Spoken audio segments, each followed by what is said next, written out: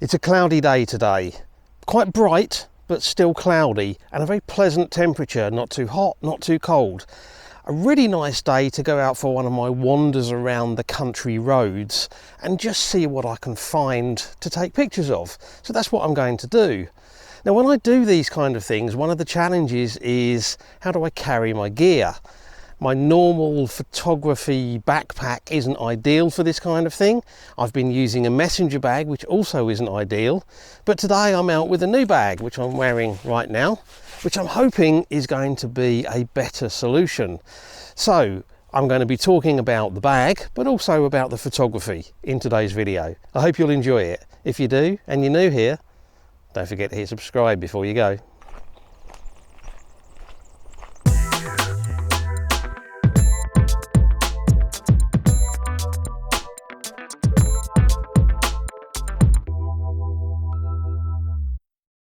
Okay, first of all, a quick word about gear reviews. I haven't done any gear reviews for quite a while. I won't just take stuff because somebody offers it to me. I have to think that I can use it in a practical way, because if I can't use it in a practical way, how can I give an opinion about whether it's any good or not? But kfconcept, who I have worked with in the past, offered me another collaboration with this particular backpack that I'm wearing now that I'm going to talk to you about in a little while. And I felt this was actually quite a useful addition to my gear for certain types of photography. So I'm going to talk about what this bag is, the features, my initial impressions of it, and what kind of photography I think it's suitable for and what it's not suitable for. Today's video isn't just a gear review of this bag. I'm out to do some photography as well.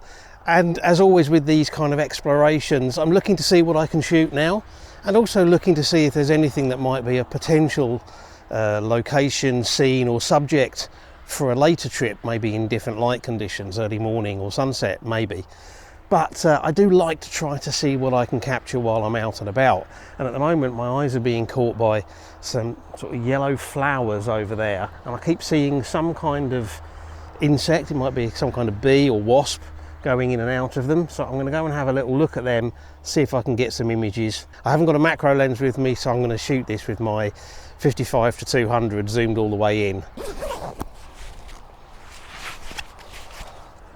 Going to want a really fast exposure time because they're floating around in the breeze, and obviously the thing is moving quite fast, so ISO 800 f8.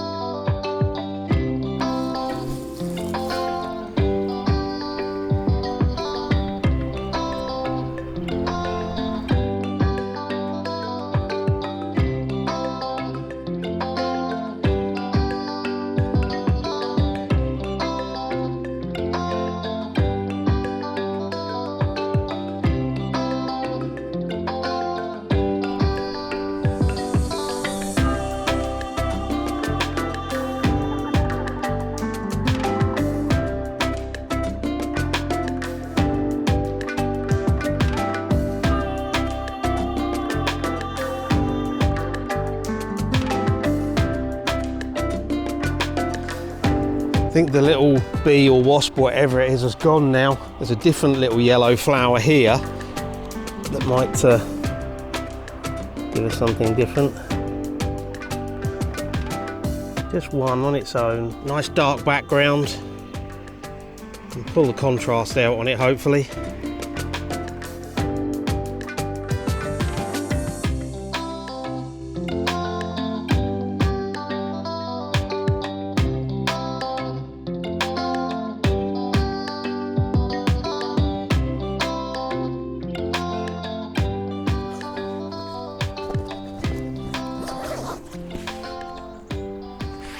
Okay, let's have a little chat about this bag, shall we?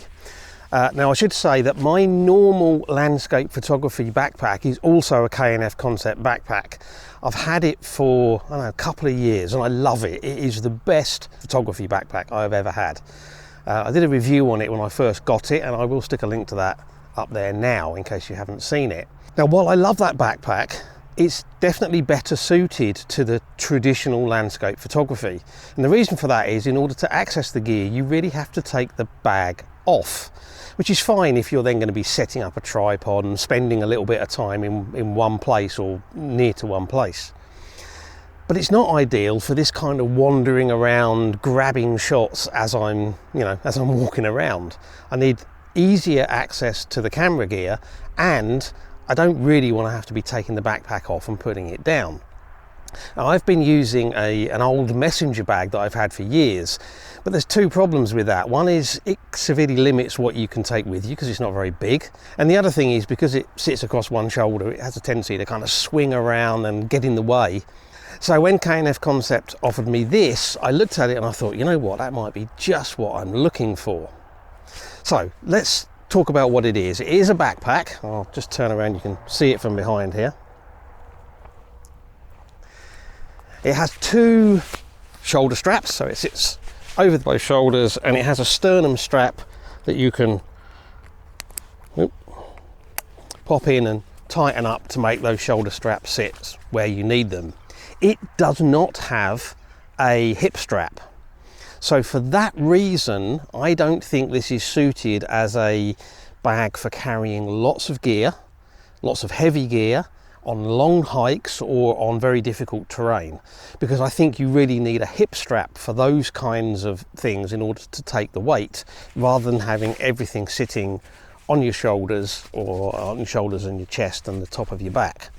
However, for carrying lighter stuff on easy terrain, it's absolutely fine. I've been walking around with it for 45 minutes to an hour now, and no problems at all. It seems pretty comfortable. What about the features on it? Well, it's a nicely made backpack. It looks quite attractive. It's an attractive material. Feels quite robust. It's waterproof or water resistant, although it does come with a rain cover, which would be recommended for very heavy rain conditions, that kind of thing, or very bad conditions.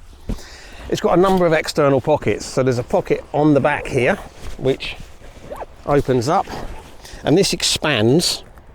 And at the moment, I've got my my fleece in there. Let's take that out for a minute.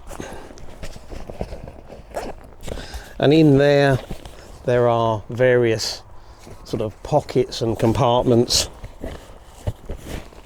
At the top here, there's a band here, but there's definitely some space in there for stuff. And as I said, at the moment I've got a fleece stuffed in there. It's actually got two zips. There's an inner zip and an outer zip. You open the outer zip to open the expansion on it. But of course, the advantage of that also is it just adds a little bit of security if you were using this, in a town or something. Makes it a little bit harder for people to get into the back part. Okay, there's a kind of expanding pocket on both sides. I've got a water bottle in that one. There's another one on that side. And there's a webbing strap here, so you can fit a lightweight tripod to this. You wouldn't put a big one on it, but a lightweight travel tripod, feet sitting in there, strapped in here, or the head sitting in there, legs strapped in here would work. Underneath this water bottle at the moment, there's another little pouch here with sort of like webbing bits in here, which you could use for memory cards, all sorts of bits and pieces. And then on the front here, there's kind of a strap here. It's designed obviously to fit onto the handle of a rolling suitcase for traveling. Now, I said there's a pocket on this side. There is also something on this side, but we'll come on to that in a minute, because the first thing we need to do is look at the main compartment. So you can have this as one big compartment. So I'm going to open it up. I was really hoping to find somewhere to sit down to do this, but that hasn't worked out. Okay, so I can open this up. Get the straps out of the way. And I've got here a big space that I can use. In here there is a pouch that will take a laptop. Now it does say it will take a 16-inch laptop. I can't vouch for that because I don't have a 16-inch laptop to try, but it looks about right. It will certainly take a 13-inch with a cover on it. And then I've got this space here that I can divide up in all sorts of different ways. So at the moment I've got a space down the bottom here where I've used the provided dividers to set it up for my camera gear.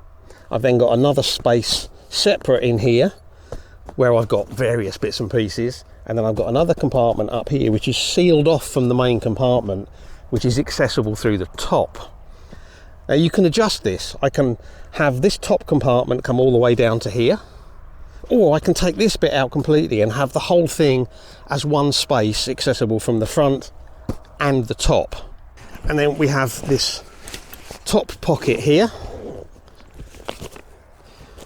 That's the rain cover that comes with it. Nothing else in there at the moment, but I had some of my video stuff in here when I first came out. But the bit that I really like about this, and the reason why I think it's going to be useful for me, is this side access here, because I can get access to my camera through there. So I'm just going to zip that back up again while I put it on my back, because I don't want to spin it around while it's open and send the camera flying. What it means is, when I want to access my camera gear, I can just pop it off of one shoulder, open it up, and there's my camera.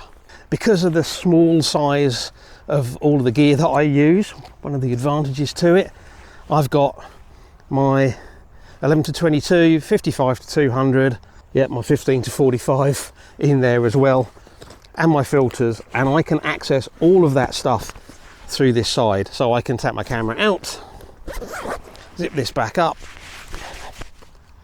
and I'm ready to shoot. And that's what is appealing to me about this setup for this type of photography.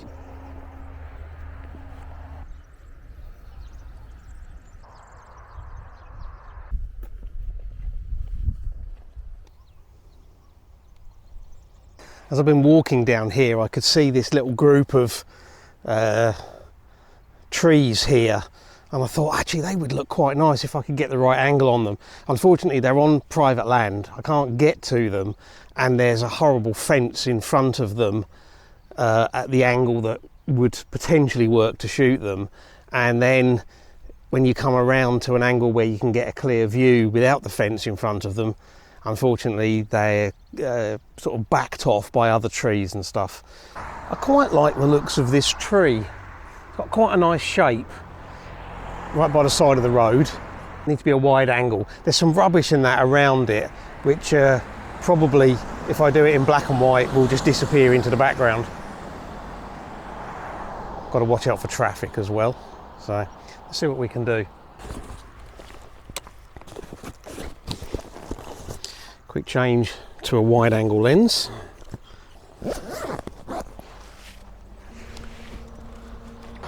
Might be tricky to get the angle right. I've got to watch out for cars and things. Safety first, everyone.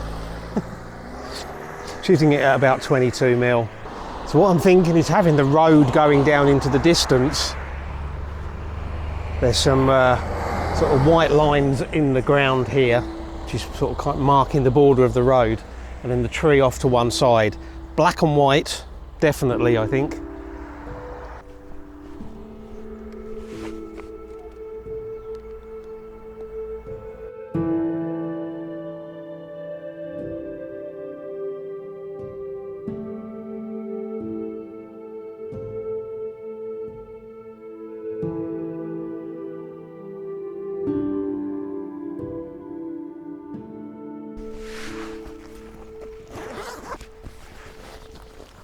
Okay, I found somewhere to sit down now. Final thoughts on this backpack. I like it, it's nice. It's got a lot of flexibility in terms of what you could use it for, not just as a camera bag. I mean, you could use this as a business travel backpack if you wanted to. It's certainly smart enough for that. It looks really nice. It appears to be very well made. The zips are nice and solid. I mean, they're not ridiculously heavy, but they're nice and solid, and they've got the like the water protection covers over the top, so they should cope with, you know, most weather conditions. And as I say, it does come with a rain cover if you need it. It's got a handle on here, which I didn't mention before. I've worn this for probably 2.5 hours walking around this afternoon. Haven't taken that many pictures, but I've been walking around for quite a while exploring, which is what the fun's all about. And it's been comfortable. I think so long as you're sensible about how much weight you put in it, this is a very comfortable solution. As I said, I don't think you would want to use it as a serious landscape photography backpack for carrying lots of heavy gear, you know, doing challenging hikes or anything like that. It's simply not really designed for it. But for, you know, a walkabout photography or for travel photography, when you're maybe not doing that kind of thing, this would be perfectly good, and I will probably use it for that kind of thing myself. Certainly I think I'll be using it for these kind of walking around photo shoots.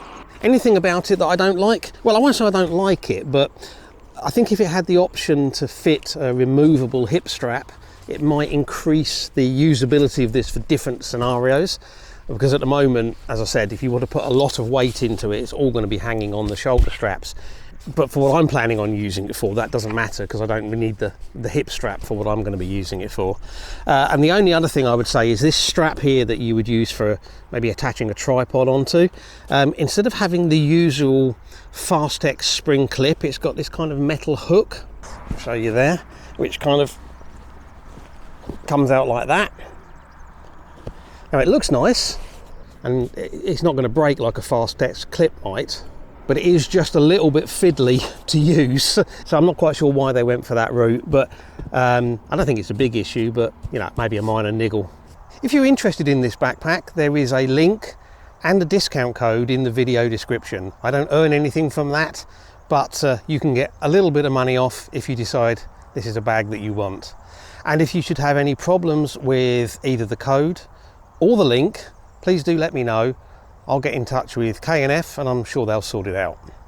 And that wraps up this photo walk and this review. Thank you very much to K&F Concept for sending through this backpack, and thank you to you for watching the video. Until the next one, bye.